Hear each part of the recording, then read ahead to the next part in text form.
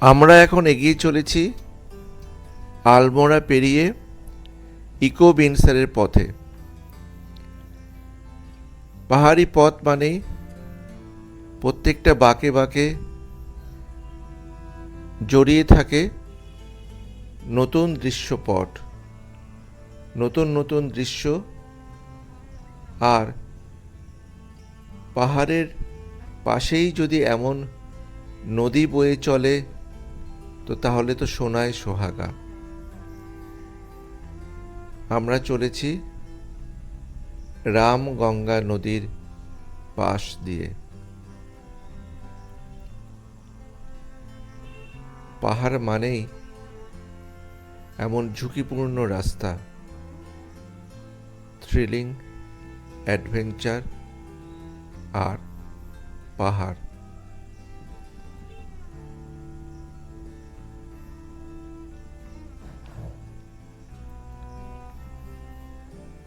আমরা এসেছি এখানে দুদিনের ছুটিতে। আর যারা এখানেই বসবাস করেন আজীবন, তাদের জীবনে এমনই ঝুঁকি জড়িয়ে থাকে অহরহ।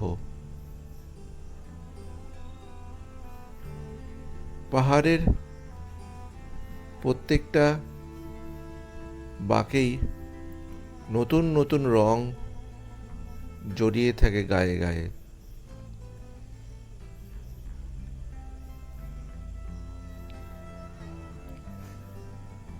এই পথ যদি না শেষ হয় তবে বেশ তো। পথই আবার আরেকটা নতুন পথের জন্ম দেয়। আর আমরা ক্রমশ এগিয়ে চলি পথ ধরে।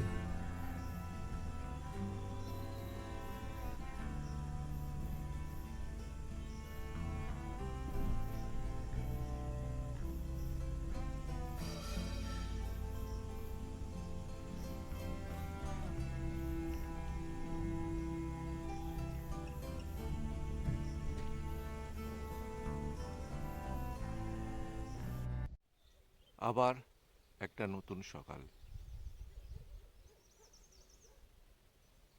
আমরা এখন আছি ইকো বিনসারের সানরাইজ পয়েন্টে। সূর্য আমাদের আগেই উঠে পড়েছেন। চারিদিকে এখানেও পাইন গাছের সারি।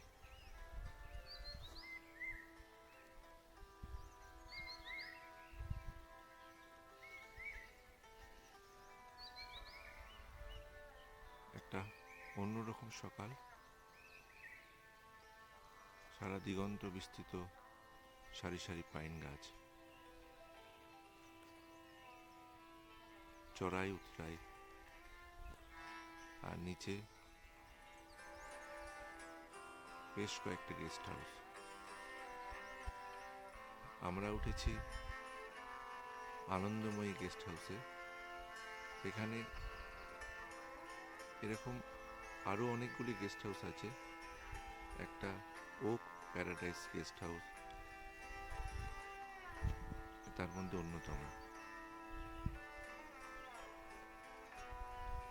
একটু দূরেই মা আনন্দময়ীর পীঠস্থান। আমরা আনন্দময়ীর ওখানেও যাব। আর আনন্দময়ীর নামেই, যে সাধক আনন্দময়ী, তার নামেই এই আনন্দময়ী গেস্ট হাউসটি হয়েছে। এরকম জায়গাগুলো যখনই যেখানেই যাই না কেন, সেখানে আসলেই মনে হয় যেন এখানে যদি একটা আমার বাড়ি থাকতো। প্রত্যেকটা জায়গাতে একটা করে বাড়ি, একটা কুড়ে ঘর যদি হতো তাহলে সেখানে দিব্যি থেকে যাওয়া যেত বা চলে যাওয়া যেত নিরুদ্দেশের পথে।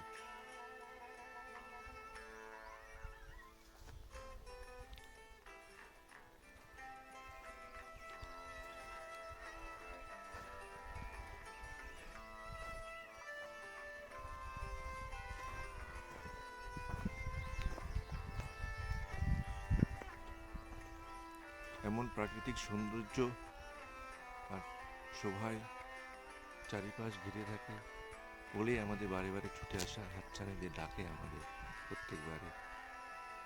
আর তাই ফিরে ফিরে আসা এমন নতুন নতুন জায়গায়।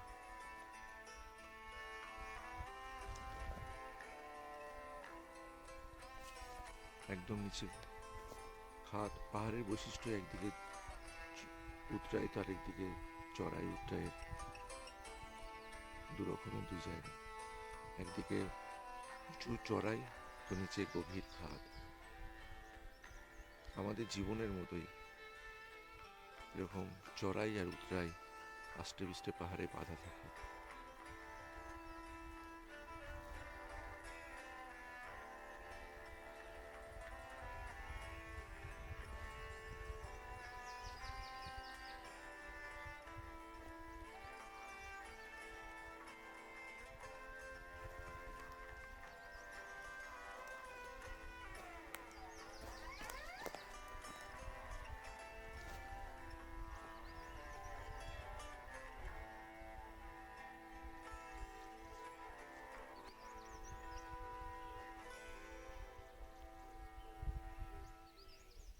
দূরে পাহাড়ের সারি সারা কুমায়ুন রেঞ্জটাকে ঘিরে রেখেছে।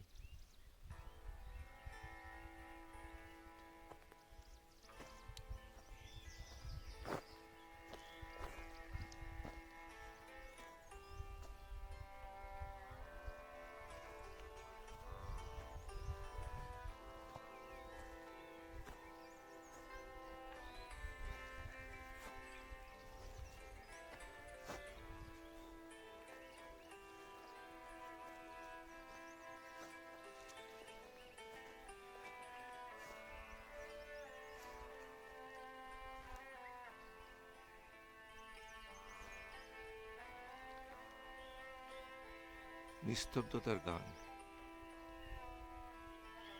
মাঝে মাঝে পাখির কলতানি শুনতে পাওয়া যায়, আর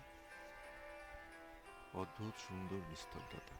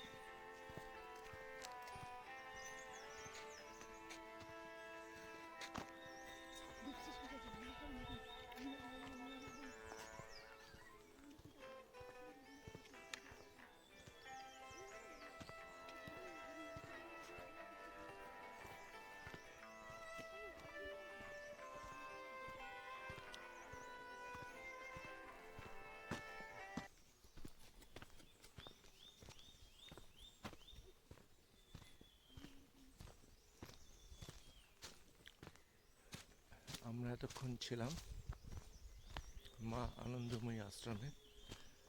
এটা ইকো বিনসারের একদম টপ পয়েন্টে মা আনন্দময়ী আশ্রম। চারিদিকে এরকম অসংখ্য পাইন গাছের সারি।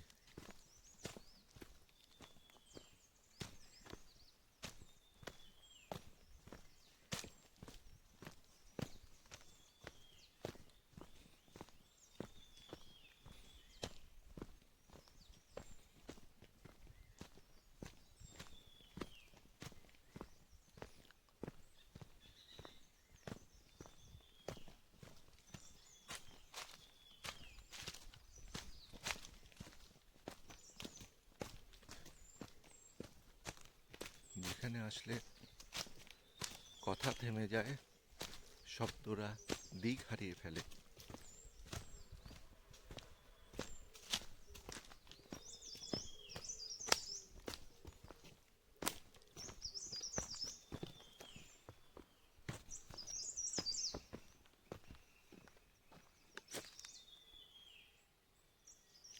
পাইন গাছের ফাঁক দিয়ে আরেকটা পাহাড়ের অপর পাশ দেখা যাচ্ছে। আর আমরা আছি এখন মা আনন্দময়ী আশ্রমে।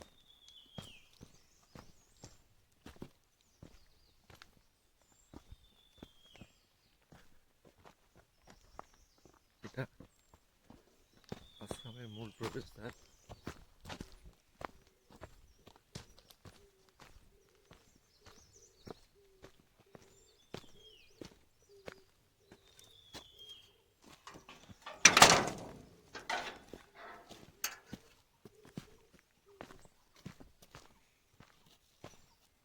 অনেক সকালেই আমরা এসেছিলাম।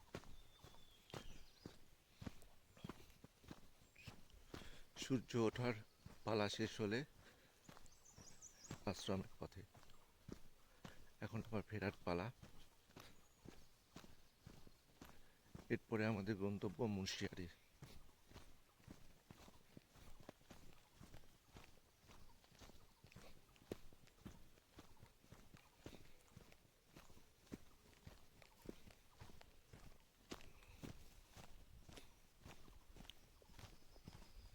এই যে চারিদিকে পাইন গাছের ঘন জঙ্গল, শুধু পাইন আর পাইন।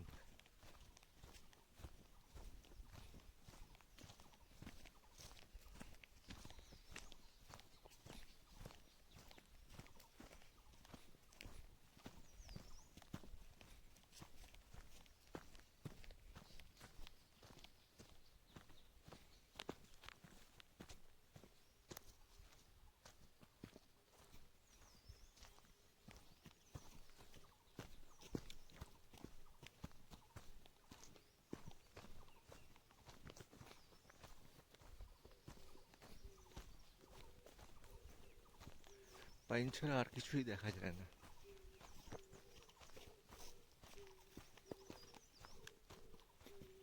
ওই যে গাছের তলায় ঘর বাঁধার মতো জায়গা, চারিপাশে শীতল ছায়া, আর কিচ্ছু নয়।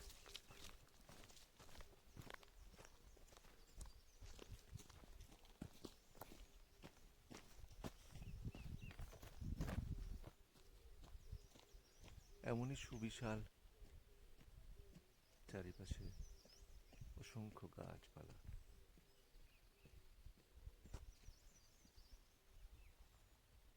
আর এই পথ নেমে গেছে নিচে, আরো নিচে।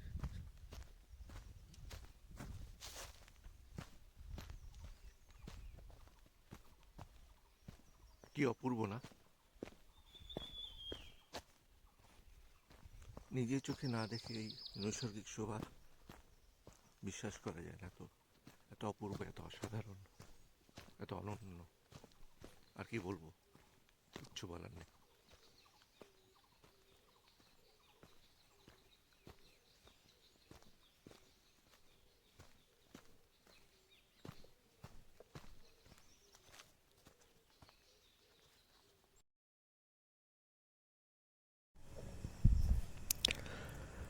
আমরা আনন্দময়ী গেস্ট হাউসে ছিলাম ইকো ভিনসারে।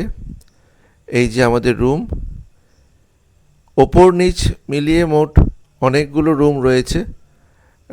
আমরা 3 বেডেড রুম নিয়েছিলাম, একদিকে ডবল বেড আর আরেকদিকে সিঙ্গেল বেড, একদম নিট অ্যান্ড ক্লিন।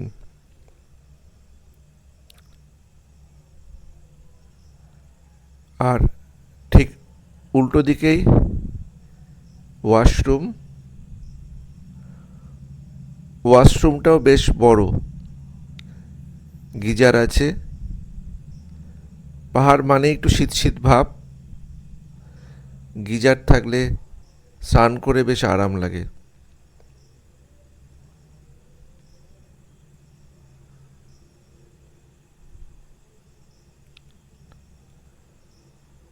ধবধবে সাদা বিছানা, জানলা, জানলা খুললেই পাহাড় ডাকে আয়। রুমের বাইরে এরকম বেশ সুন্দর একটা বাগান আছে, লন, দোলনা, আর কি চাই।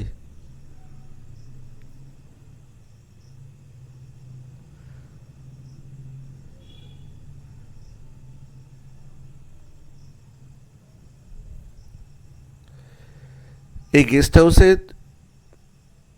মোটামুটি 2 থেকে 2,500 টাকার মধ্যে ভালোই রুম মেলে। অফ সিজনে আসলে আরও কম হতে পারে।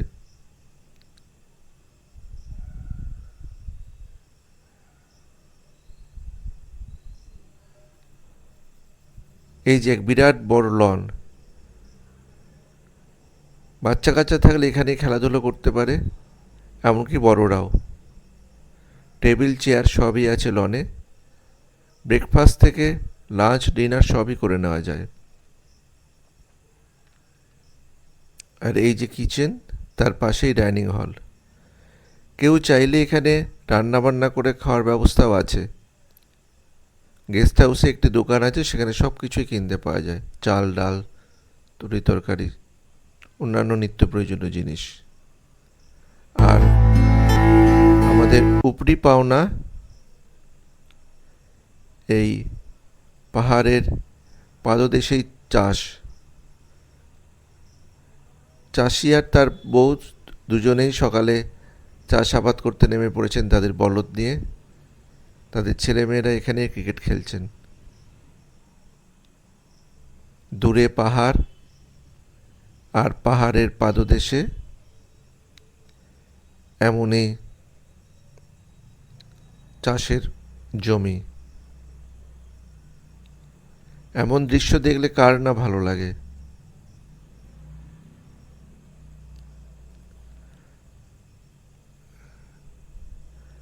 আমাদের আশেপাশে তো আমরা অনেক চাষাবাদের মাঠ দেখতেই পাই, কিন্তু আমরা সারা ট্যুরেই মাঝে মাঝে রাস্তার আশেপাশে এমন অনেক চাষের ক্ষেত দেখেছি, আর এমনই মানুষজন।